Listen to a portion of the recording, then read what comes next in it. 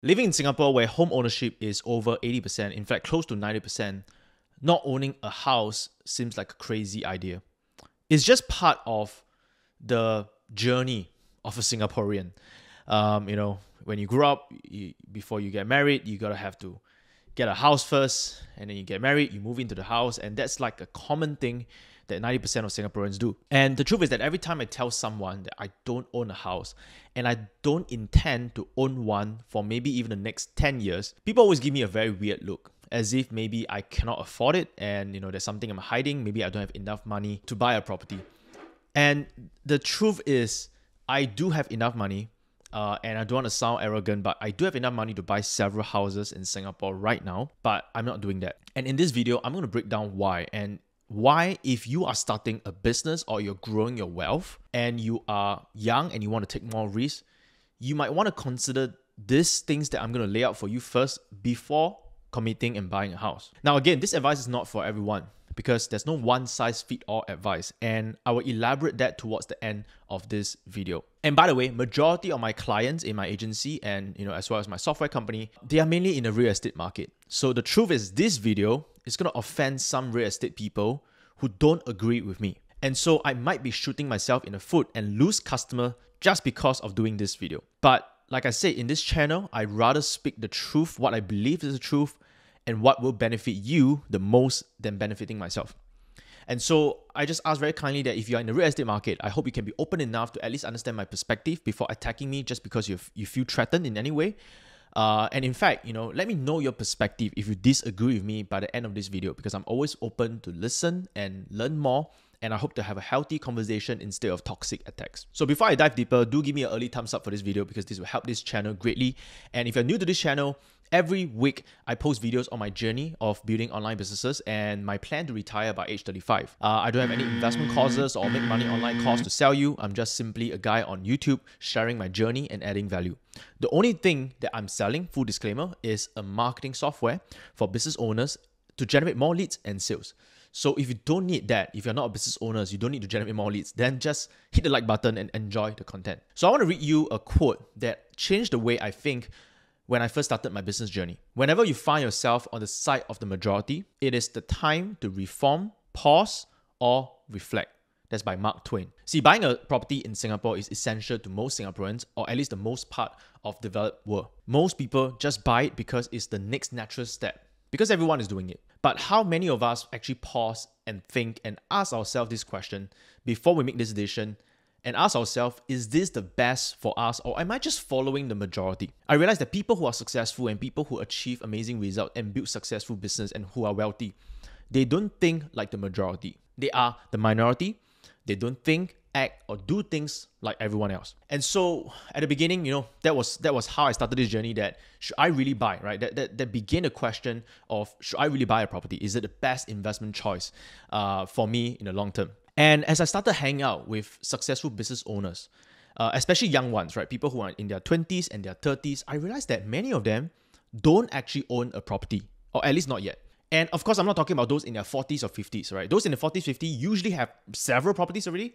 But those in the 20s and 30s, even though they have a lot of money, they don't own any properties. I'll give you an example. One of my business mentors, he sold his company for $30 million in his 30s, and he still don't own a house. And there was once I was kind of driving, and he was sitting in my car, and we were going somewhere. And I didn't realize this until I had a conversation with him when we were driving somewhere, right? And I realized that, he had the same thought as me, right? He don't find value in buying a house. Like I said, this advice is not for everyone, right? And I'm going to explain. And so after questioning these people and listening to their reasoning why they don't buy a property, I started adopting the same belief. And this is the main reason. Real estate or property is a great tool for wealth preservation, not wealth accumulation. So the question you really want to ask yourself right now is that, are you in a stage of your life right now where you are in a stage of wealth accumulation or wealth preservation? See, the general idea is that, and that's what I believe, is that when you are still young, when you're still in your 20s, your 30s, or even in your 40s, you only have a few cycle or a few chances for you to strike it and become very wealthy. Okay, and by the time you hit, late 40s to 50s, I'm not saying it's not possible. It gets harder because of a few things that I'm going to lay out for you. So when you're younger, you want to spend more focus on wealth accumulation, and that usually comes with more risk. So before I start saying why I don't buy a property, I just want to first lay out that there's good things about property. It is low risk, generally speaking, if you buy in a country that's very stable, like Singapore. It comes with low risk, but because it comes with low risk, the returns are also very limited. So let me explain.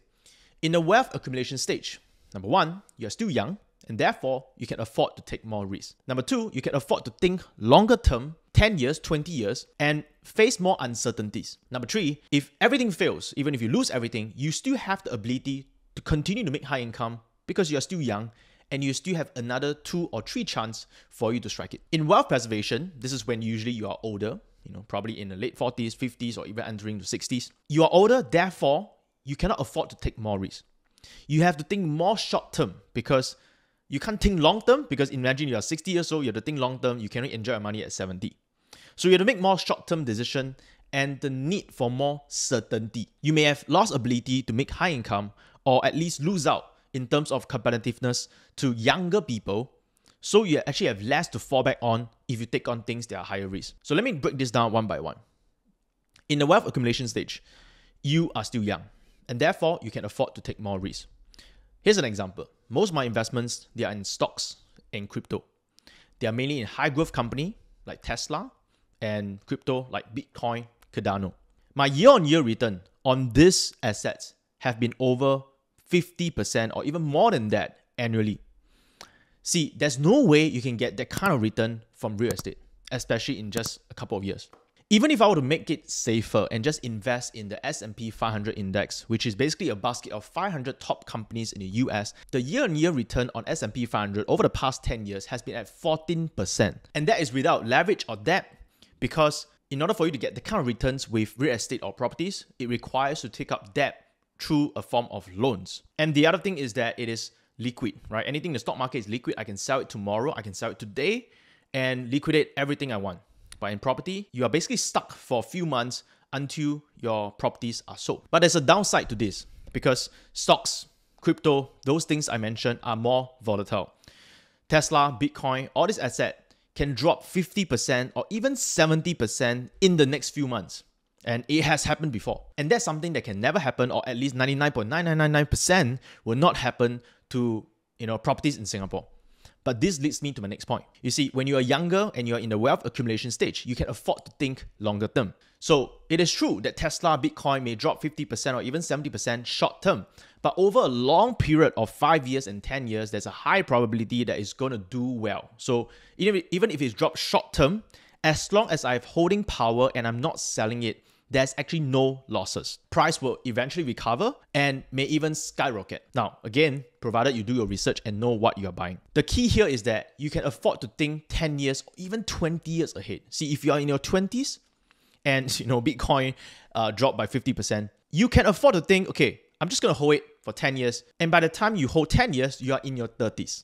Okay, and there's a high chance that Bitcoin can grow by another 5 times or even 10 times, which is not entirely possible for properties. And when you're in your 30s, your quality of life would pretty much be the same. Now, you cannot say the same thing when you're in your 50s or 60s because 10 years will drastically reduce the quality of life, or even could be a life and death situation. So when you have something that dropped 50%, okay, and you need to rely on investment for your retirement, you won't be able to hold for another 10 years. And even if you do 60, 70, your quality of life is going to be very different because of energy and vitality and your ability to enjoy the money. So number 3, if you're in a wealth accumulation stage and you're taking more risks, that means that even if everything fails, you buy the wrong stuff, you buy the wrong company, the company collapsed, the crypto went to shit, everything failed, and you lose everything, you are still young and you still have the ability to make income and you can still fall back on that. Plus, because you don't have any debts, right? So again, provided, right, you're not over leveraged, you're not investing heavy amount of debts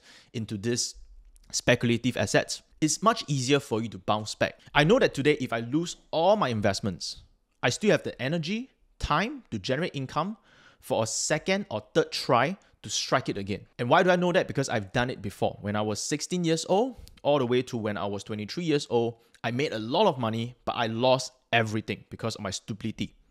And then I had a second try again from when I was 23 to now when I'm 30. Okay, And in a way, I have made it in this second try because I'm already financially free because I focus on wealth accumulation instead of wealth preservation. But when you are in your 50s with 3 kids and you lose all your investment, it's much harder for you to bounce back because you not only you have more expenses, you probably also have more liabilities and debts that you have to pay.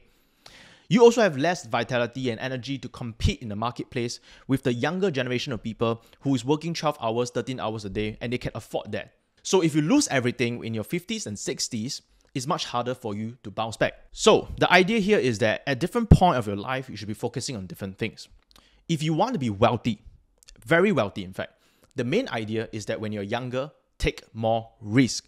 Go for assets that gives you capital appreciation than preservation. And even if you fail, you can bounce back again and try again because you still probably have another 2 or 3 shots in your lifetime to strike it depending on when you started. But I'm going to add a very important warning for this. Everything I just shared isn't for everyone.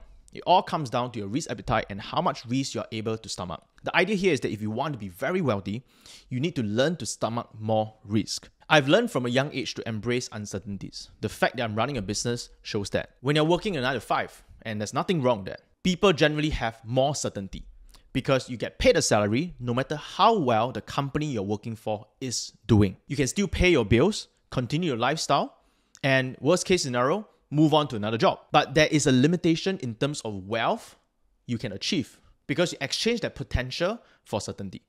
See, when you run a business, it's different. There were times that I have to work 12 hours, even 14 hours a day, slaving for my business at the initial stage, building all the systems, figuring out my offer, figuring out my product. Not only did I not take home any money, the business was making a loss. Can you imagine how depressing that is when you have to work so long hours, you work harder than all your employees, and at the end of the day, every one of your employees take home a salary and you get paid nothing. In fact, you might have to dig into your savings just to keep the company floating. That is the difference when you're running a business. But when it's doing well, of course, I get to take home more because the more risk I take, the bigger reward I get. And that is the risk you have to take to become very wealthy. So back to the topic of real estate. Why is real estate more of a wealth preservation tool, especially in a developed nation like Singapore? Because it comes with more certainty. See, I'm pretty certain that Singapore property prices won't have a drastic drop of 50% like Tesla or Bitcoin. And it's going to have a very small but steady growth year by year. With that kind of return, it is likely going to help you to get somewhere comfortable, but it's highly unlikely it's going to make you very, very wealthy. See, most people that I know who owns a lot of property, if you really dig deeper, they didn't make their wealth investing in property. They made their wealth elsewhere from a business or from other things that involve higher risk, and then they put that money they have made into property to preserve it. Even those that are in property, they make their money selling property and then use that money to invest in property. Very, very seldom I see people. It's not very common now to have people who invest in property and made it to a very wealthy stage. Unless you're talking about 30 years ago, 50 years ago, where you can buy land at dirt cheap price. From what I know, in today's world, that is unlikely and not very possible. So in conclusion, that is the reason why I'm not buying any real estate or properties for likely the next 10 years, because I believe that I will still be in the wealth accumulation stage. The only time I will decide to buy a property is where I have reached my absolute financial goal. I'm not at the stage of my life where I value certainty, because remember, certainty comes with a price, and that price could be the potential of what you can achieve at your young age. So once again, I appreciate the thumbs up for this video and subscribe to this channel if you'd like to see more video like this. In fact, let me know if you disagree or agree with what I've just said and why in the comment section below. That's all I have for you today. Take care. Bye for now.